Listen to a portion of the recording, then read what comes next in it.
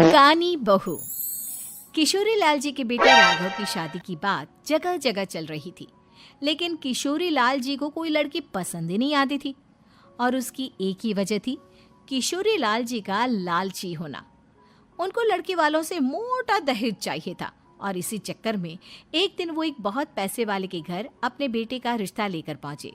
उस आदमी का नाम था ओम प्रकाश। देखिए किशोरी लाल जी, मेरी एक ही बेटी है और मेरी सारी संपत्ति जायदाद सब कुछ मेरी बेटी नैना का ही है। पापा, नाम से लगता है बहुत खूबसूरत होगी। कितना अच्छा नाम है ना, नैना। ओ, वैसे बात तो सही है आपकी। अब इतना पैसा है, जमीन जायदाद है, इकलौती बेटी, आप भी क्या करेंगे? सब कुछ उसे ही देंगे ना। बिल्कुल ठीक पहचाना आपने। बस बेटी की शादी और सारी जायदाद उसके नाम। पापा, बिना देखे हाँ कर दीजिए ना। इतना अच्छा रिश्ता फिर कहाँ मिलेगा? माला माल हो जाएंगे हम। मैं अपनी बेटी को बुलाता हूँ। अरे नहीं नहीं नहीं नहीं, आपकी बेटी का नाम नैना है, सुनकर ही लगता है बहुत सुंदर होगी। रहने दीजिए अंकल, मैं तो आपकी बेटी के नाम से ही इतना खुश हो गया हूँ कि उसे बिना देखे शादी करने को तैयार हूँ। अब तो मैं उसका चेहरा सीधे शादी के बाद ही देखूंगा। और इस तरह राघव नैना का चेहरा नहीं देखता और उससे शादी कर लेता है। शादी के बाद अपनी सुहाग रात पर जब राघव नैना का घूंघट उठाकर देखता है तो नैना की आंखें बंद थी। कितनी खूबसूरत हो तुम नैना, जरा अपनी आंखें खोलकर मेरी तरफ देखो तो सही। नहीं, मुझे शर्म आती है। अरे, मैंने तुम्हें शादी से पहले भी नहीं देखा, और अब अगर तुम आंखें खोलकर मुझे देखोगी भी नहीं तो मुझे अच्छा कैसे लगेगा? इससे पहले कि नैना अपनी आंखें खोलकर राघव की तरफ देखती, अचानक से लाइट चली गई और राघव नैना को पूरी तरह से देख भी नहीं पाया। अगली सुबह नैना राघव के लिए नाश्ता बनाकर लेकर आई। अरे ये क्या, आधा पराठा सीका हुआ है और आधा बिल्कुल कच्चा। ये तुमने क्या किया नैना? बहू, तुमने क्या आधा पराठा तवे से नीचे लटका कर रखा था, जो आधा सिका है और आधा कच्चा? मुझे जितना दिखेगा उतना ही तो सीखूंगी ना पापा जी। जहाँ जहाँ मुझे नजर आ रहा था वहाँ मैंने सीख लिया, जहाँ जहाँ नहीं दिखा वहाँ कच्चा रह गया होगा। इसका क्या मतलब है? ये कैसा मजाक कर रही है तुम? अरे बहू, तुमने इतना लंबा घूंघट क्यों लगाया हुआ है? देखो, हमारे घर में बहुओं को बेटी की तरह रखा जाता है, और फिर तुम तो इतना सारा माल लेकर आई हो। देखो, ये घूंघट डालकर रखने की कोई ज़रूरत नहीं है। हाँ नैना, पापा जी ठीक कह रहे हैं, तुम तो आराम से रहो, अपना ही घर समझो। नैना अचानक से अपना घूंघट उठा लेती है। अरे ये क्या पापा, नैना की तो एक आंख फूटी हुई है। नाम से नैना, लेकिन ये तो कानी बहू निकली। मेरे साथ धोखा हुआ है, धोखा। बिना दिखाए अपनी कानी लड़की मेरे संग ब्याह दी। मुझे कानी बीवी नहीं चाहिए। मुझे अभी ओम प्रकाश जी से बात करनी पड़ेगी। आखिर उन्होंने मेरे साथ ऐसा किया क्यों? अरे, आप लोगों ने ही तो पापा से कहा था कि आप लोग शादी से पहले मुझे देखना नहीं चाहते। अब मेरे पापा पर क्यों इल्जाम लगा रहे हैं?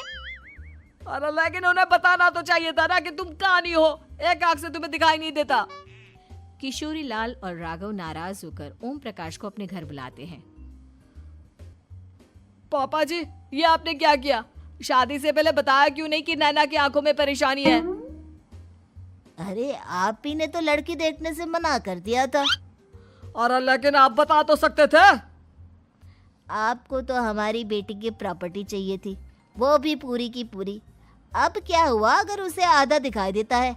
प्रॉपर्टी तो आपको पूरी मिल गई ना। अरे ये क्या बात हुई? मेरी शादी प्रॉपर्टी से नहीं, आपकी बेटी से हुई है।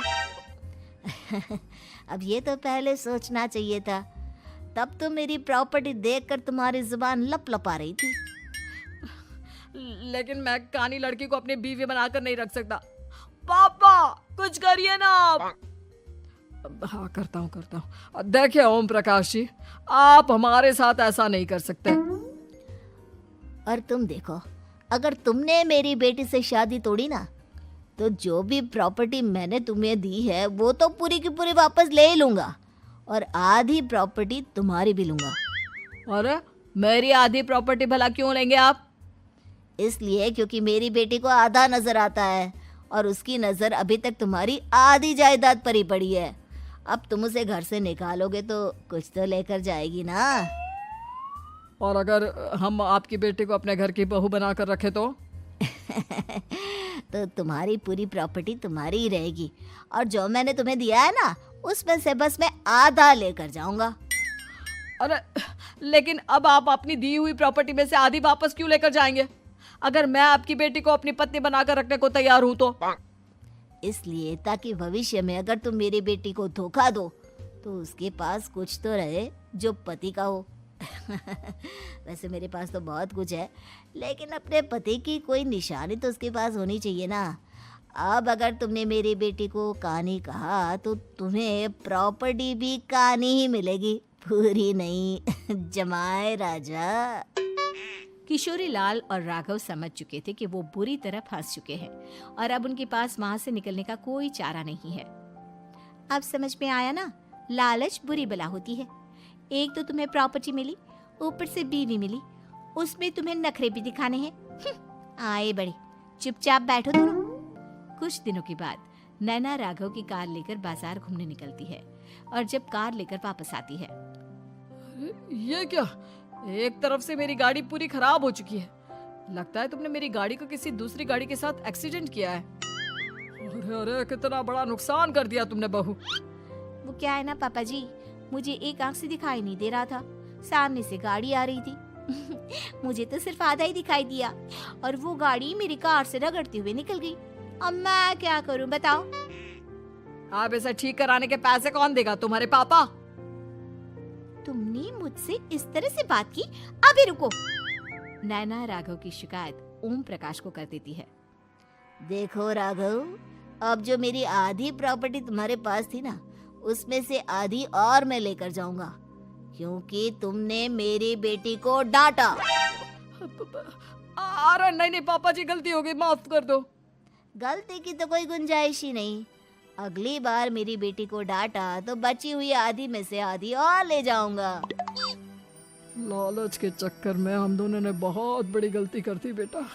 एक तो तुम्हें कानी बहू मिली और ऊपर से जो माल मिला वो भी काना।